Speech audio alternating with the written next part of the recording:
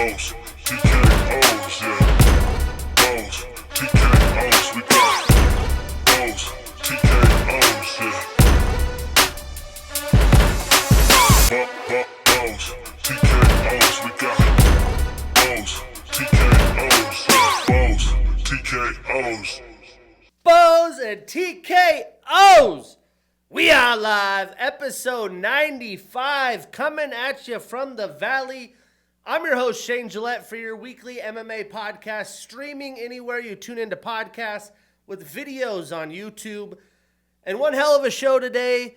I'm excited to talk about a couple fights that have been announced, some PFL action over the past few weeks as we get toward their semifinal brackets. And then we're back to UFC action after a weekend off to preview UFC Fight Night Kansas City. Love the location-based fight nights. But I'm rocking my Steelers gear. It's draft day, couple hours. Going to record this pod, go grill some steaks, and just enjoy the draft. Hoping my Steelers get Harmon, the D-line from Oregon, nose tackle. Quarterback would be good, but I just feel like the options that the Steelers have at the quarterback position aren't any better than what Kenny Pickett was, so don't want to burn a pick, especially since the Steelers don't have a second-round draft pick because they traded for DK Metcalf. And, it's warming up here in the Valley. It's been a very beautiful March and April. Hasn't got very hot yet. Last weekend, the last snowstorm up in Flagstaff at Arizona Snow Bowl.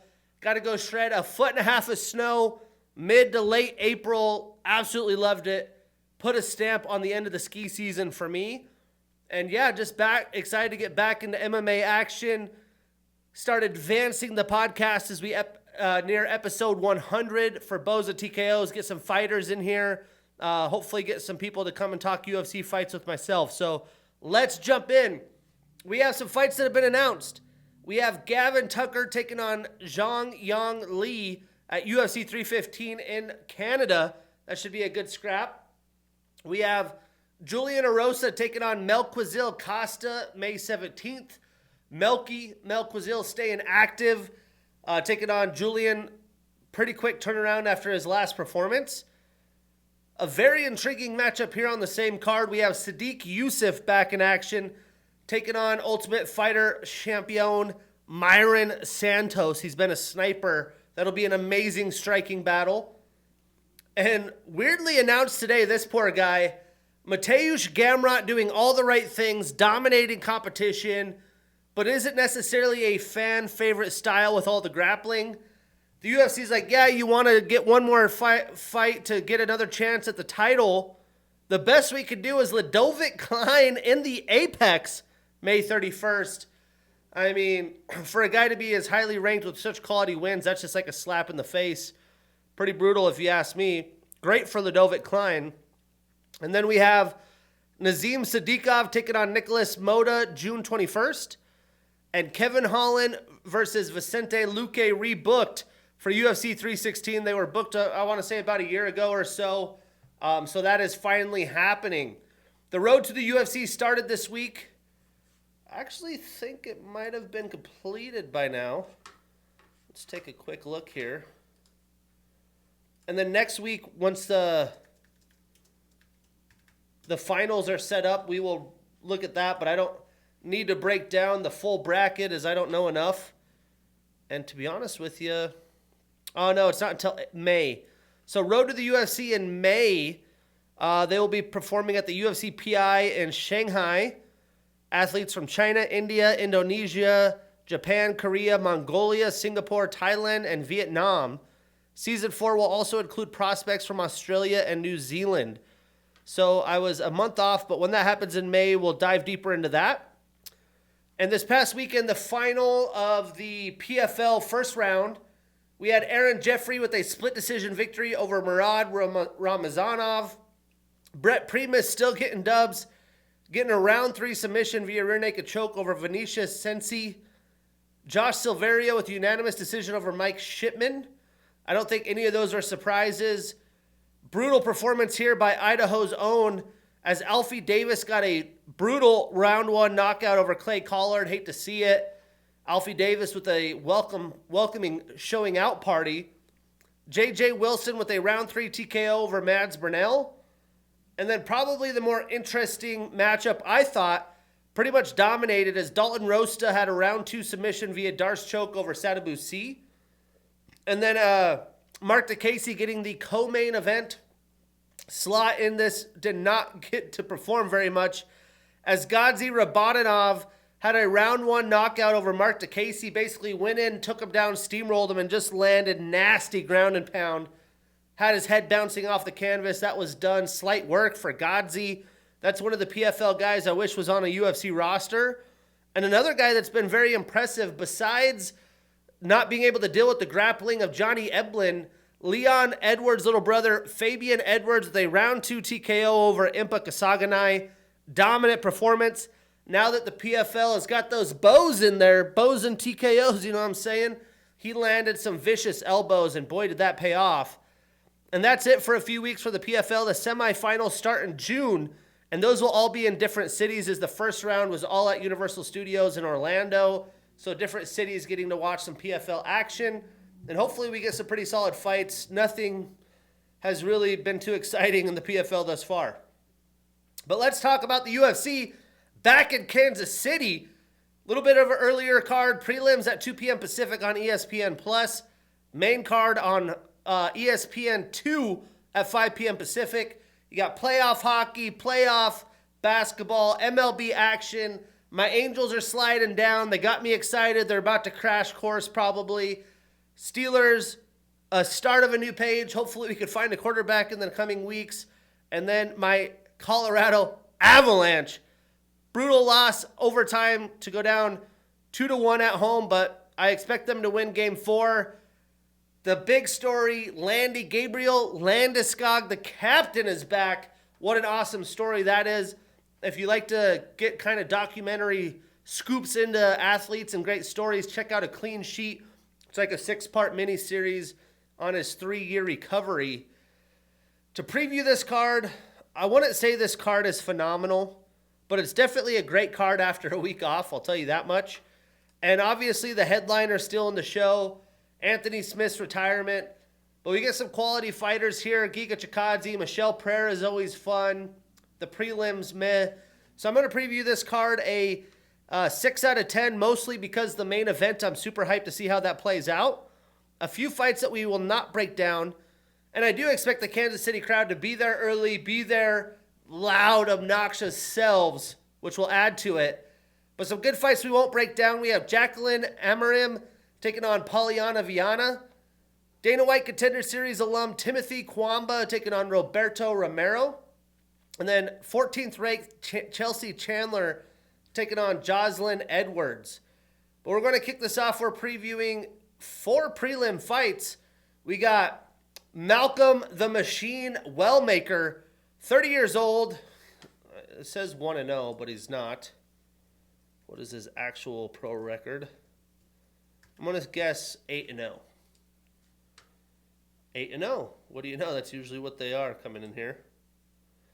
So Wellmaker 8-0 taking on Cameron MSP Simon, 24 years old with a 9-2 record. And the main reason I'm breaking this down is because Malcolm Wellmaker looked vicious. He looked skilled and talented. He's in his prime already at 30 years old. Coming from the Contender Series, I was like, I got to watch this guy's UFC career. And he's taking on Cameron Simon. You know, Cameron is more than 2 years removed from his Contender Series stint. He struggled against solid competition in the UFC. And Malcolm clearly doesn't have a lot of pro experience. Got to the game a little later. But he looked great in that Contender Series fight. 6 of his 8 pro wins are via finish. He completely ran through his competition. Again, he's in his prime. He looks to be the real deal in the bantamweight division. I can't wait to see this guy fight. Breaking it down, Malcolm is an Icon FC and Contender Series alum. He's obviously undefeated, 8-fight winning streak, 5-0 since 2023. He's been active, and 4 of his 8 wins are via knockout. Now, Cameron is a southpaw fighter. He's also a Contender Series alum. He's on a 2-fight winning streak, 2-2 since 2023, and 6 of his 9 wins are via knockout. So clearly with those stats, both men are strikers first. They have power in their hands. You know, Cameron may be fighting for his spot in the UFC roster here, He is coming off consecutive victories, but not very highly skilled fighters. And I do think Wellmaker is still a very raw fighter, but his striking, aggressiveness, and confidence, I think, is going to be too much for Cameron. Cameron may be willing to take some chances here to get a finish of his own. But if Malcolm gets sloppy trying to run through Cameron, he could put himself in a bad spot, look to get countered. Regardless, I'm taking Malcolm Wellmaker. We are putting him on that parlay. We marking that ish down, and we getting that bread. Moving on. We got the Monster Blackshear, 30 years old with a 16-7-1 record, taking on Alan Tengeli, the Mongolian Knight, 33 years old with a 17-9-2 record. And before I break this down, I was just thinking, Saturday, these are some good fights. I want to watch them. I'll be able to watch some of the early fights, but I'm going to Rough, local promotion here in Phoenix, to go see Tommy Gunn, the next guy from Red Hawk Academy with Tim Welch and Sugar O'Malley from the 406. Montana represent. Go see him put on a show against a man in his prime that's been around for a while on his hopes to get to the UFC. So I will make sure to let you guys know how that goes and how Tommy looks. My first time seeing him live. But back to Damon Blackshear and Alan Tengeli. I mean, both men are coming off wins. They're in their prime windows as well at 30 and 33. You got to get a win here to move up the ranks. It's a very, very deep bantamweight division. A loss here is really brutal to your career trajectories, especially Alan Tengeli. But breaking it down, Damon is a Cage Fury, Bellator, and Titan FC alum. He's on a 2-fight winning streak and is 4-3 since 2023. 11 of his 16 wins are via submission. And he has some length. He's got a 5.5-inch reach advantage and a 5-inch leg reach advantage. Now, Alan Tengeli has a freestyle wrestling style. He trains out of Fight Ready. He's a 1 championship and Road to the UFC alum, or Road FC alum. He's on a 1-fight winning streak, 3-1 since 2022, and 3 of his 9 losses are via knockout. Now, Damon is a well-rounded fighter and has been dominating after facing very stiff competition. I do believe he's learned from some of his losses. I do expect the best of Damon Blackshear to come. I do think he's a better striker, a better BJJ practitioner. So unless Alan Tengeli can take him down numerous times and hold him there, I do think it'll be a long night in the octagon for him. For that reason, I'm taking Damon Blackshear. We are putting him on that parlay.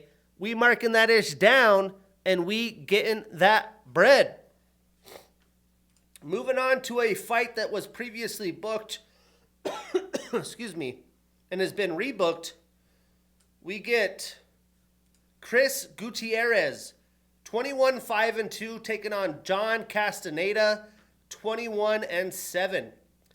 Now, again, this was supposed to be a short notice fight back at UFC 313, but Castaneda got sick right before the fight, so they've been rebooked. Both men are in their primes. Obviously, they have something to prove being in their primes, trying to get their, I don't know, not their aura, but their brand up a little bit. And they got to be able to defend their spot in the division to have a crack at the top 15, much like the Damon Blackshear, Alan Tengeli fight. But Chris has been there before. He's been in the top 15. He's ranked. He's had upper opponents like Jose Aldo. And John hasn't been there, but he has faced stiff competition. So breaking this one down, Chris trains out of Factory X. He has a brown belt in BJJ. He's a Bellator World Series of Fighting and LFA alum. He's on a 1-fight winning streak and is 2-2 since 2022 or 2023. 9 of his 21 wins are via knockout. Now, John trains out of Bang Tao, Muay Thai, and MMA. He has a brown belt in BJJ as well. He's an RFA King of the Cage and Contender Series alum. He's on a 1-fight winning streak, 2-1 since 2023. Not winning, excuse me, losing streak. 8 of his 21 wins are via knockout, 6 via submission. So 14 of his 21 wins are via finish, and he is rocking a 4-inch reach advantage. Now, neither man has had a finish victory since 2022, So I expect a hard-fought back-and-forth striking battle here. Chris is going to have to do more than just kick his opponents to death, which he does very well. So I do hope we see some advancements in his boxing. John is probably more of a well-rounded fighter and may look to take Chris down. So I do expect him to edge out some rounds that way. But I got to take Chris Gutierrez. I'm avoiding this on any parlays. This is a 50-50 coin flip. Then in the prelim headliner, a little bit of a surprise matchup, we have Matt Danger Schnell, 35 years old with a 16-9 record, taking on Jimmy the Brick Flick, 34 years old with a 17-8 record. And a reason this is surprising is that we had thought Jimmy Flick was going to be in retirement mode, but he wanted to come back. He gets Matt Schnell. And I'm intrigued to see how this plays out. I mean, Jimmy went from the idea of retirement back in against a very tough opponent who's been typically a top 15 ranked flyweight, but at this point in his career is a little bit in desperation mode, seeking a comeback after losing 3 straight fights. Breaking it down, Matt trains out of AKA. He has a black belt in karate and a purple belt in BJJ. He's a Legacy FC alum and former champion. He's on a 3-fight losing streak, 1-4 since 2022. 9 of his 16 wins are via submission, and 5 of his 9 losses are via knockout. Now, Jimmy is a Bellator, Legacy FC, LFA, and Contender Series alum. He's on a 1-fight losing streak. He's 1-3 since 2023, and 15 of his 17 wins are via submission.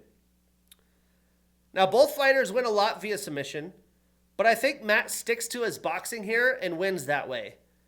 Jimmy hasn't looked great on his feet, and unless he does like Imanari rolls or something crazy to get a takedown, I'm not sure how he's going to get into a submission opportunity.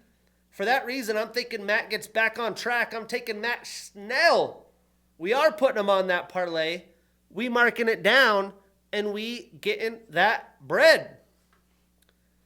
Moving on to the main card, and I will say solid matchups, pretty solid main card, maybe not the biggest names, but I think the fights will deliver. So I could see, my preview, the recap being higher than my preview. This could maybe deliver to be a 7 based on matchups. But here we have Ikram Aliskerov taking on, 32 years old with a 15-2 record, taking on Andre Sergipano Muniz, 35 years old with a 24-6 record. Now, Andre hasn't fought in over a year due to a foot fracture in the middle of 2024. He was originally supposed to fight Ikram there, and after that fight fell out, Ikram turned around and fought Robert Whittaker on short notice. That obviously didn't last very long. And although it's been a while, I'm surprised Ikram is such a favorite here because he hasn't really impressed me in his UFC tenure. Currently on the UFC website, he's minus 550. Breaking this down, Ikram has a Sambo style. He's a southpaw fighter. He won gold in the 2012 Sambo World Championships, and in 14 and 16 he won the World Cup. He's a Brave, Eagle FC, and Contender Series alum. He's on a 1-fight losing streak, 3-1 in the UFC. 6 of his 15 wins are via knockout, 5 via submission, so 11 of his 15 wins are via finish, and both of his losses are via knockout. Now, Andre is also a southpaw fighter. He has a 3rd-degree black belt in BJJ, a dark blue Prajid in Muay Thai. He had the 2021 Submission of the Year against Ronaldo Souza. He's a Jungle Fight and Contender Series 2-time alum. He's on a 1-fight winning streak and is 1-2 since 2023. 15 of his 24 wins are via submission. 5 of his 6 losses are also via knockout.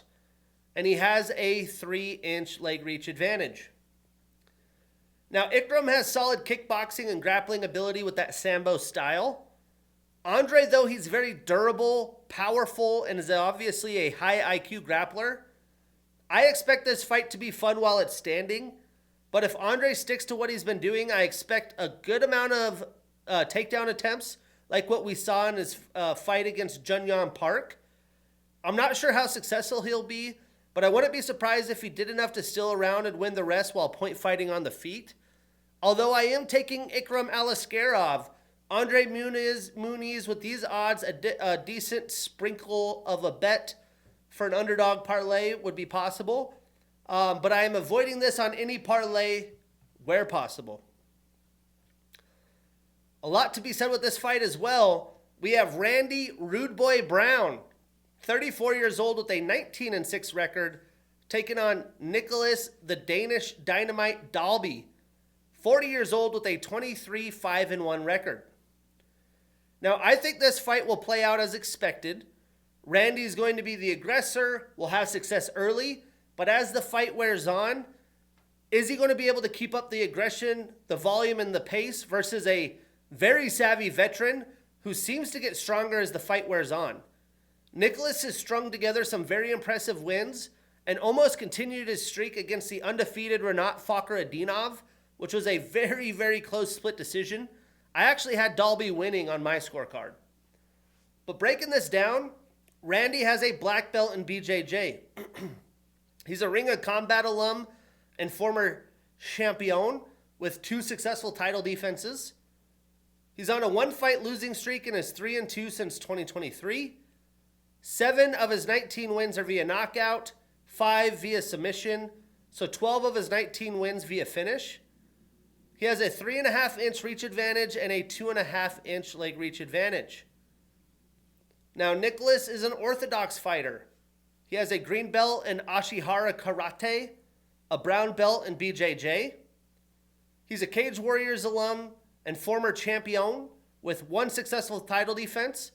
And he actually went back and forth. He went Cage Warriors, UFC, Cage Warriors, back to the UFC. He's on a 1-fight losing streak and is 3-1 since 2023. Now, looking at this fight, I want to find a reason to pick Dalby. He's looked great in his older years, but Randy is in his prime. He has looked improved everywhere. He's almost 6 years younger, so it's definitely hard for me to have confidence in a 40-year-old fighter versus a man like Randy, who's so long and powerful and should have the speed advantage. But Nicholas is going to have to be very creative on ways to close distance, get his combos in, not overextend himself and get himself in a bad spot where Randy's picking at him. For that reason, I'm taking Randy Brown, but this is going to be a close fight. Another fighter worth underdog betting at plus 200 in Dalby, but I'm not putting Randy on any parlays.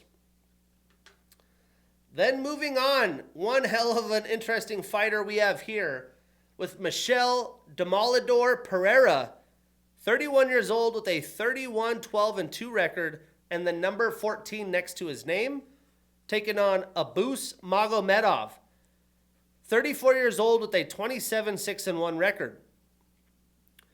Now, Michel has been on a tear of late, but he definitely learned his 5-round lesson in that fight against Anthony Hernandez. He's really getting the necessary steps in his career to turn into a real problem in the division. I don't know if he'll just be smart enough in the octagon. Abus is at the end of his prime window, and now that he's 5 UFC fights deep in his tenure, he can't afford another loss if he wants a crack at the top 15. His last fight against Bruno Ferreira was great, but Michel is definitely a different kind of problem in there. Breaking this down, Michel trains out of Extreme Couture. He has a black belt in BJJ and karate. 4 of his last 5 fights have been fight of the night or performance of the night. This guy shows up, he shows out. He's quite the character. He's on a 1-fight losing streak and is 3-1 since 2023. 11 of his 31 wins are via knockout, 9 via submission. So 20 of his 31 wins via finish.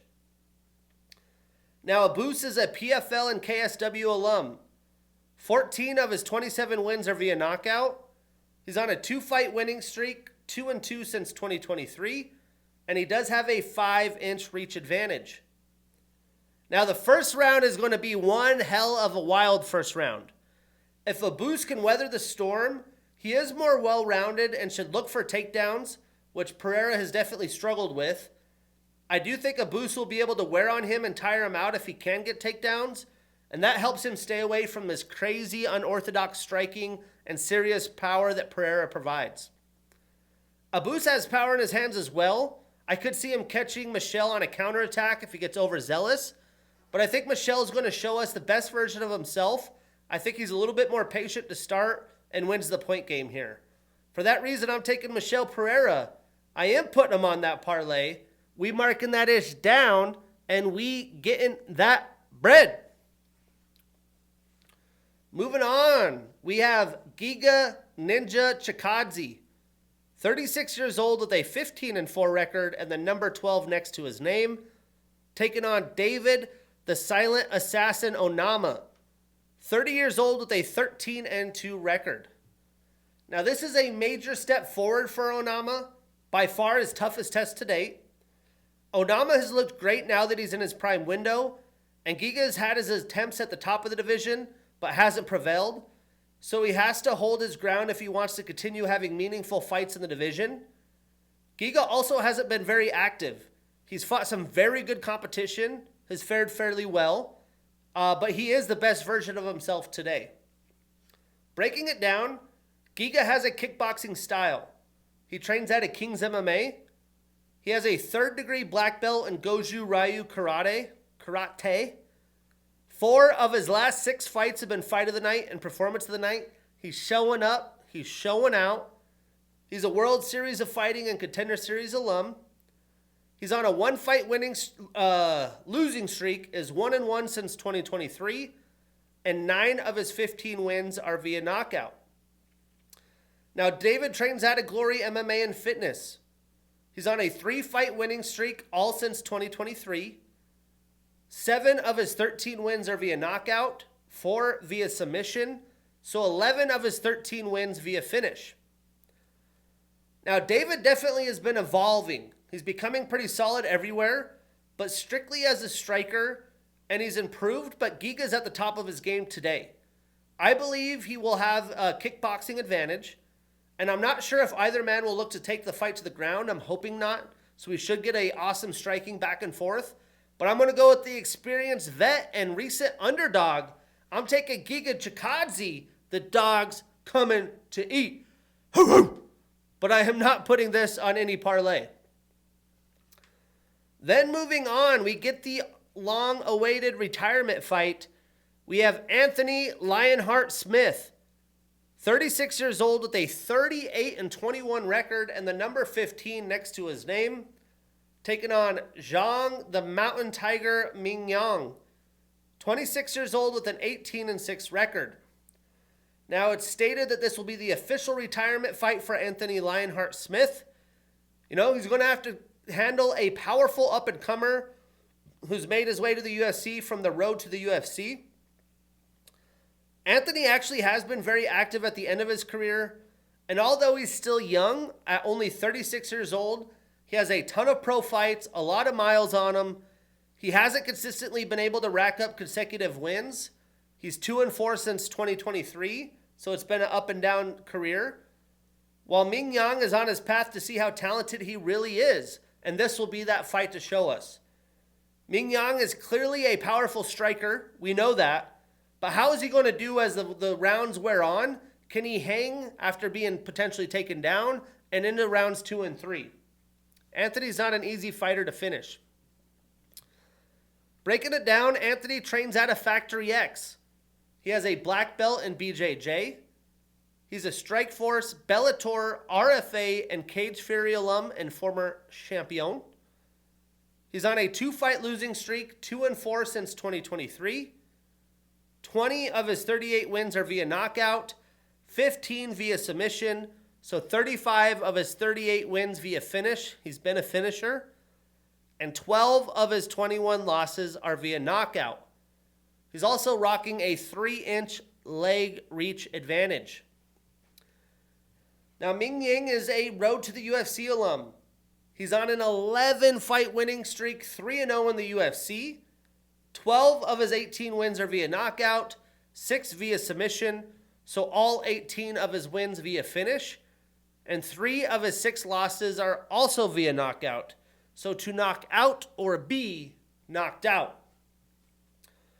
Now, I'd really like to think Anthony will be well prepared, able to fight free knowing this is the end, and will be able to use his fighting IQ to find a path to victory. Whether or not that's grappling, being patient with his strikes, trying to kick Zhang at distance and keep him off him, But Ming Yang is going to be a lot to handle early. He's full of confidence. He has serious power in his hands. And Anthony has been finished 3 times since 2022. It would be a brutal end for him to finish his career that way. But I do think Anthony finds a way to get out of the first round and make this a dogfight and put Zhang in places he hasn't been. I was this close to picking Anthony Smith. I'm taking Zhang Ming Yang, but I would not be shocked if Lionheart finds a way to end his career on top. All those fights are great, but this is the fight. We get Ian, the future Machado Gary, 27 years old with a 15-1 record and the number 7 next to his name, taking on Carlos the Nightmare Prates, 31 years old with a 21-6 record and the number 13 next to his name. And although he was supposed to fight somebody different in Jeff Neal, we really get a measuring stick matchup for Carlos to see how good he is versus taking on a savvy veteran. Now he's fighting a young stud who's fighting towards a title shot on short notice again. It is short notice, but not extremely short. Ian has been grinding at shoot box and has become well-rounded. He's added grappling to his arsenal. And Carlos is a lengthy striker that will challenge Ian, especially since he's in his prime. But I don't think he has the IQ that Gary does and lacks the experience against top competition. And also the big hunch, this is a 5-round fight. I'm not sure if Prates is ready for that. Breaking the main event down. Ian trains out of shootbox Diego Lima. He has a black belt in judo. He's a Cage Warriors alum and former champion. He's on a 1-fight winning streak and is 5-1 since 2023. 7 of his 15 wins are via knockout. Now, Carlos has a Muay Thai style. He's a southpaw fighter. He trains out of Fighting Nerds. He's a black belt in BJJ. All 4 of his UFC fights have been performance of the night. He's absolutely showed up and showed out. That's why he was the 2024 Newcomer of the Year. He's on an 11-fight winning streak, 5-0 in the UFC, and 16 of his 21 wins are via knockout. 3 of his 6 losses are via submission, and he does have a 3.5-inch reach advantage. Ian's usually the longer fighter, but Carlos is longer. And in today's media, Ian had a nasty cut on his eye. I don't think that will affect the fight whatsoever, but something to keep an eye on. Now, looking at the main event, Carlos thus far has been able to be the longer, quicker, and more precise striker by far in all of his UFC fights, which have all turned into finishes. The challenge for him is that Ian is damn near impossible to hit and is a great counter striker. He also controls the middle of the octagon very well. I think Gary is going to force Carlos to grapple, drag him into the deep end, and try to get hit to tire him as he hasn't seen a 3rd round since 2019. I think Gary is the victor by decision or even submission here, but this fight is only going to help Carlos. A loss here, if he competes, still boosts his stock in my opinion. And I don't think that this being on somewhat short notice is going to affect either man, as Carlos was preparing for a war and a 5-round main event with the striker anyways. But Ian's savvy, man. He's good in a lot of places. I think he's just got too good of a head on his shoulders and is going to be able to stick to a game plan over the course of 25 minutes. For that reason, I'm taking Ian. Gary, we are putting him on that parlay. We marking that ish down, and we getting that bread. Woo-wee, I can't wait for this main event. Solid card, some great veteran matchups, some interesting underdog plays for sure. And that sets us up for next week. We have 3 consecutive weeks of action. Kick-started with another location-based fight night in Des Moines, Iowa. Love to see it. This one headlined by Corey Sandhagen and Divison Figueiredo. That's episode 95. I'm your host, Shane Gillette. See you next week.